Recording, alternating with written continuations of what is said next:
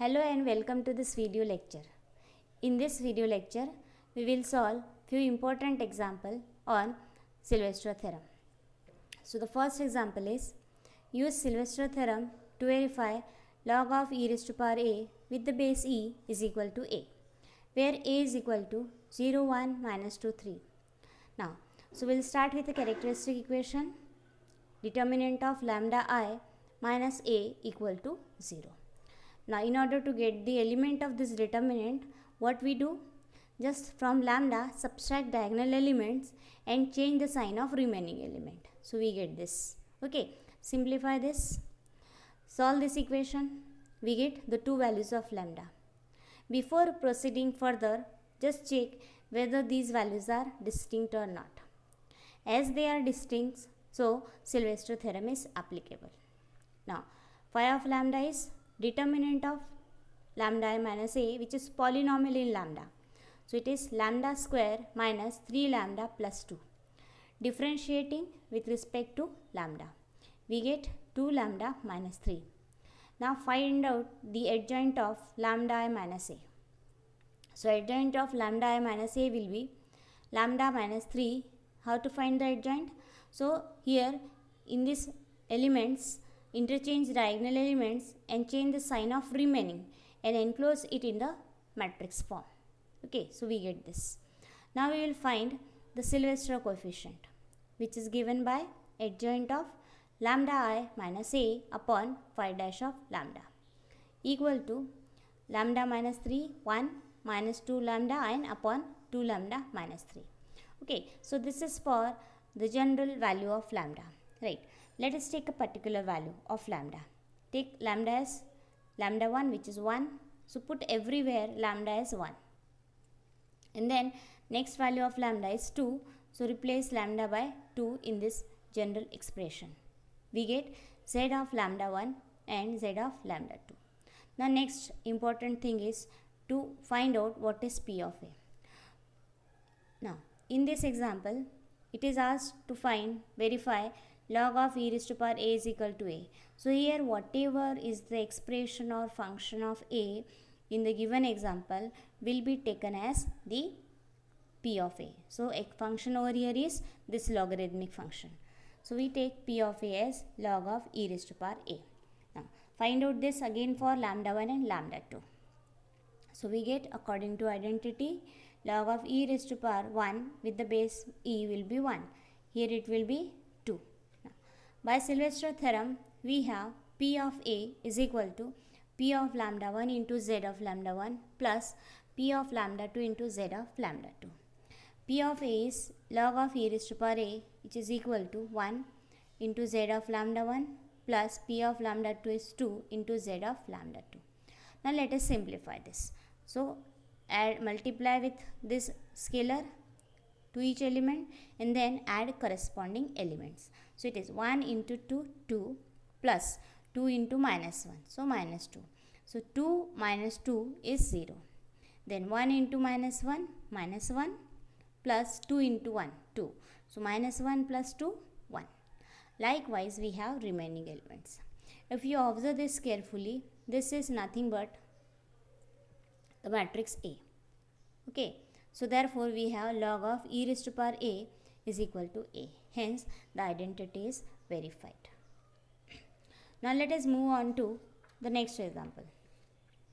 Use Sylvester theorem to show that e power a is equal to e raised to power x cos hx sin hx sin hx cos hx. Right, where a is given as the matrix x, x, x, x. So, we will start with the characteristic equation. Find out this determinant. So, from lambda subtract diagonal elements, lambda minus x, in the remaining element change the sign. Simplify this. So, it is lambda minus x into lambda minus x, which is lambda minus x whole square. Expand that. We get lambda square minus 2 lambda x plus x square and then minus x square equal to 0. So, we are left with lambda square minus 2 lambda x is equal to 0. Solve this equation for the values of lambda. So, lambda is 0 and 2x. Now, Obviously these two values will be distinct. Why? Because here x cannot be 0. If x is 0, then this will be a 0 matrix, and we are interested in proving the equation for any non-zero matrix. So the x cannot be 0. Hence these two elements are different. Hence Sylvester theorem is applicable. Now find out the polynomial in lambda. So according to equation 1, it is lambda square minus 2 lambda x. Now differentiate. So it is 2 lambda minus 2 lambda constant, derivative of 2x constant, derivative of lambda is 1. So 2 lambda minus 2x. Call it as 2. Excuse me. Now adjoint of lambda I minus a is equal to. So these are the elements. Take its adjoint, write it in a matrix form. So interchange the diagonal elements and change the sign of remaining elements. We have lambda minus x, x, x, lambda minus x. Call it as equation 3. Now next we will write Sylvester coefficient, which is given by adjoint of lambda I minus a upon phi dash of lambda. Put the values of these two according to equation 2 and 3. Now select P of a. So here in this example, the polynomial in a is nothing but e power a. So P of a is e power a. Find out this for P of lambda 1, that is lambda 1 is 0. So e power lambda a is 0 is equal to e power 0 is 1. Then P of lambda 2, which is P of 2x. So in this replace x a by 2x. So e power 2x. Now by using Sylvester theorem, we have this expression P of a equal to P of lambda 1 plus into z of lambda 2 plus P of lambda 2 into z of lambda 2. Substitute the values of P of lambda 1, P of lambda 2, z of lambda 1 and z of lambda 2. Okay. Now multiply. Now here we get this term, right? Multiply. So we have 1 by 2 into 1 by 2 plus e raised to power 2x by 2 into 1 e raised to power 2x by 2. So we have these elements. Right. Now as we have to prove this result where e raised to power x is common, which is outside the matrix. Here we don't find any e power x term. So let us arrange this. So we will multiply and divide. So it is e power x into e power minus x. Okay. Now what we do, we want only e power x. So we will keep this outside and multiply by e power minus x to all the elements. So it is e power minus x into 1, e power minus x, then plus e power 2x into e power minus x. So 2x minus x, 1 times x. So we have e power x upon 2. Similarly, we can do it for the remaining elements. Now if you observe this, so this is according to definition, this is nothing but the hyperbolic cosine, which is cos hx, whereas this is hyperbolic sine. Sin hx is nothing but e power x minus e power minus x upon 2. Right. So in this way we get the desired result.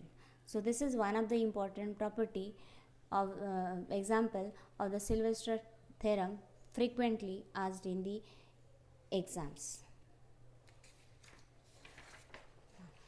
Let us take the next example, that is using Sylvester theorem to show that 3 tan a is equal to tan 3 times a, where a is this.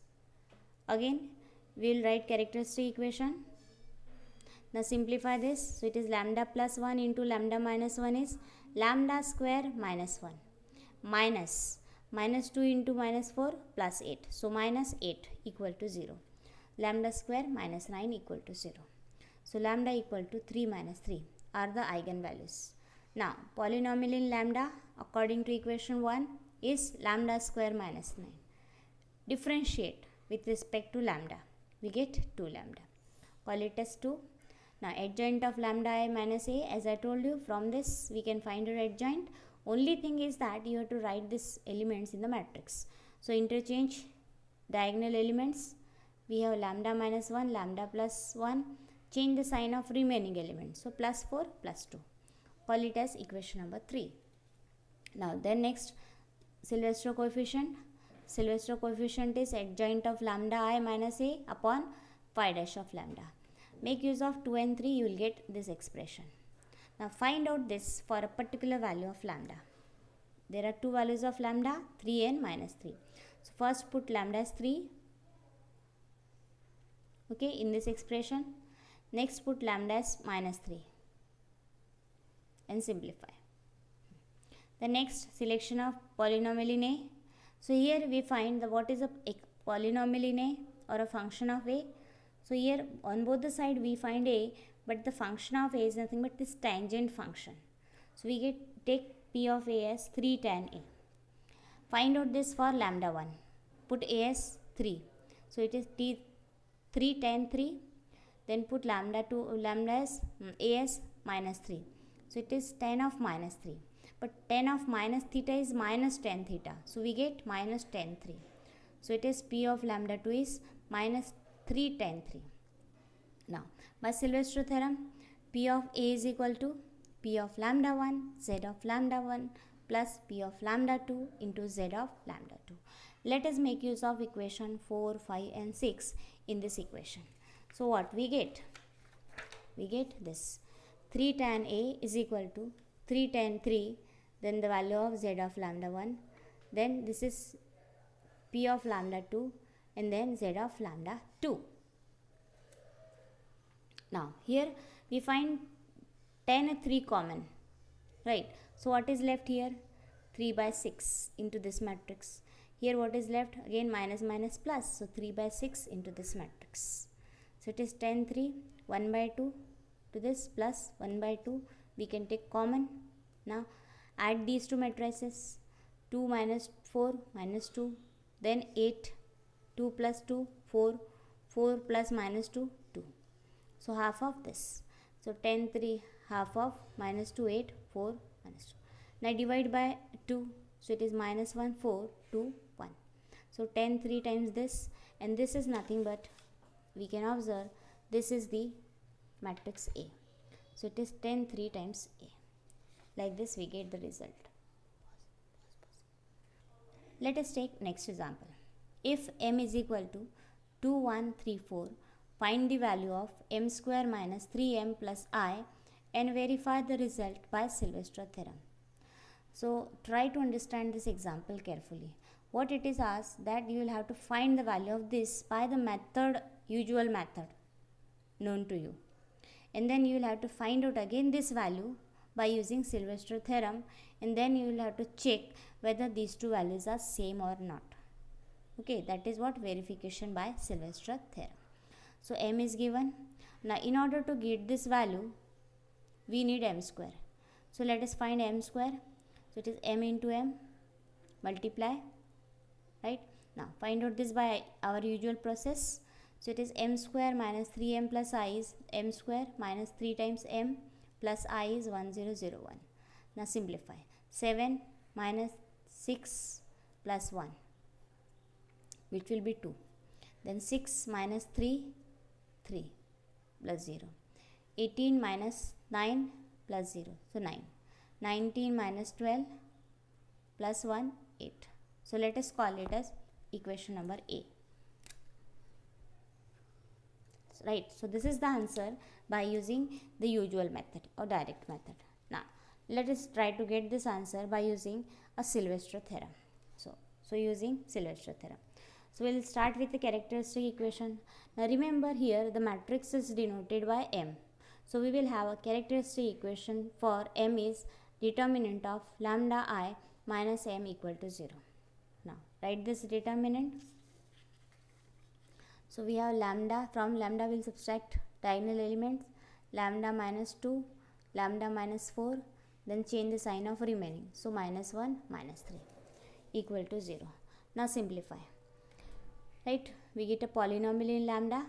This is called characteristic polynomial. Now then lambda, solve this, get the value of lambda, that will be 1 and 2, which are called as eigenvalues. Now find out polynomial in lambda, which is according to equation 1, lambda square minus 6 lambda plus 5. Differentiate. So we have derivative of lambda square 2 lambda, and this will be minus 6. Now adjoint of lambda I minus m will be, so interchange this, change the sign of remaining and write in a matrix. Okay, call it as 3. Find out Sylvester coefficient given by adjoint of lambda I minus m upon phi dash of lambda. Right, so you can make use of 2 and 3. Find out this for each value of lambda. Now put lambda as 1, right? So 1 minus 4, 1, 3, 1 minus 2 upon 2 lambda minus 6. So lambda is 1. Simplify. Similarly, z of lambda 2. Now select p of m, polynomial in m. As we have to find out m square minus 3m plus I, so that will be polynomial in m. Now find out for value of lambda. So p of 1 will be, so here in place of m, substitute m1. So it is 1 square minus 3 into 1 plus I in that case will become 1. Right? So it will be minus 1. Then p of 5 will be, replace m by 5 and write I as 1. So m5 square minus 15 plus 1, which is 11. So using Sylvester theorem, we have p of m is equal to p of lambda 1 plus p of z into z of lambda 1 plus p of lambda 2 into z of lambda 2. Put all the values, p of m, p of lambda 1, z of lambda 1 by making use of equation 4, 5 and 6. Simplify. You will get it as 2, 3, 9, 8. Okay. Now call it as equation number B. Now you can see here, according to equation A, the value is 2398, as well as by equation B, the value again comes out to be 2398. Hence, the Sylvester theorem is verified. Now let us discuss the last example on Sylvester theorem, one of the important example and little bit tedious also, right? Okay. If A is equal to cos alpha sin alpha minus sin alpha cos alpha, find a raised to n using Sylvester theorem. So start with a characteristic equation.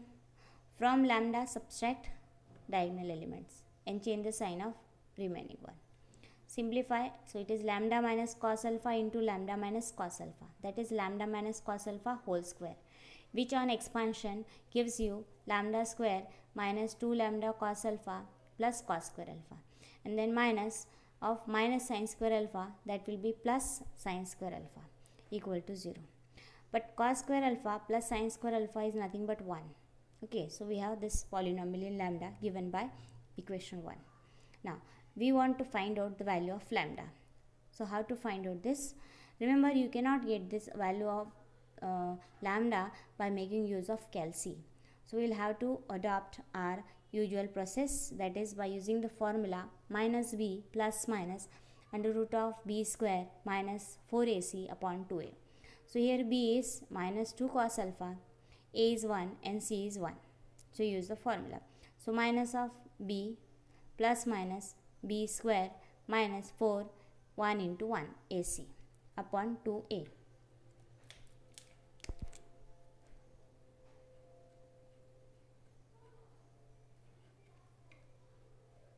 Okay, so minus minus plus 2 cos alpha. Then here we can take 4 outside the under root, so it will be 2. What is left? Here it will be cos square alpha minus 1. Cos square alpha minus 1 is minus sin square alpha. Remember, here there is a chance of committing a mistake. It is minus sin square alpha. Sometimes students write it as cos sin square alpha only, right? It is minus. Now, under root of minus sin square alpha is I sin alpha. 2 will get cancelled. So we have cos alpha plus minus I sin alpha. Now, so let lambda 1 is cos alpha plus I sin alpha, and lambda 2 is cos alpha minus I sin alpha. Now the polynomial in lambda according to equation 1 is lambda square minus 2 lambda cos alpha plus 1. Differentiate. So it is 2 lambda minus 2 cos alpha constant, derivative of lambda 1. Derivative of 1 will be 0. Now adjoint of lambda I minus a. So here this are the elements. Take the adjoint, write in a matrix. So interchange, change the sign of remaining elements. Now, so z of lambda, which is Sylvester coefficient, given by adjoint of lambda I minus a upon phi dash of lambda. We can make use of equation number 2 and 3. This is 2 and 3. So just use 2 and 3. Okay, now next find out this for each value of lambda. So lambda 1, first lambda 1 is cos alpha. See here, lambda 1 is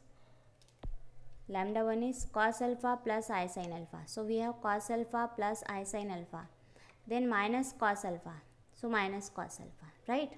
Then sin alpha as it is, minus sin alpha as it is.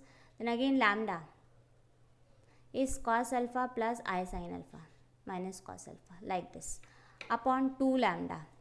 Lambda is cos alpha plus I sin alpha minus 2 cos alpha as it is. Simplify. Cos alpha will get cancelled. We are left with I sin alpha. Here sin alpha minus sin alpha, I sin alpha. Now here this sin alpha will be common, will get cancelled, right? Again here I will get cancelled. So we have 1 by 2. Here we are left with 1 by 2i, like this. Similarly we can do it for lambda 2. Lambda 2 is, remember, cos alpha minus I sin alpha. Okay, so apply the same procedure as we did for lambda 1. Simplify, you will get this matrix. This is z of lambda 2. Now P of A, it is asked to find out a raised to n. Find out for lambda 1. So now A will be replaced by lambda 1. So it is cos alpha plus I sin alpha raised to n. But according to De Moivre's theorems, cos alpha plus I sin alpha raised to n is nothing but cos n alpha. This power will get multiplied in the angle, plus I sin n alpha, right? Similarly P of lambda 2 will be, now lambda 2 is cos alpha minus I sin alpha. So replace A by cos alpha minus I sin alpha and raised to n. Again by De Moivre's theorem, power will get multiplied in the angle. So we have cos n alpha minus I sin n alpha. Now by Sylvester theorem we have put lambda 1, P of lambda 1, P of lambda 2, Z of lambda 1, Z of lambda 2. We have this. Now if you open all these brackets, so you will find that, now you can see here how to simplify this one.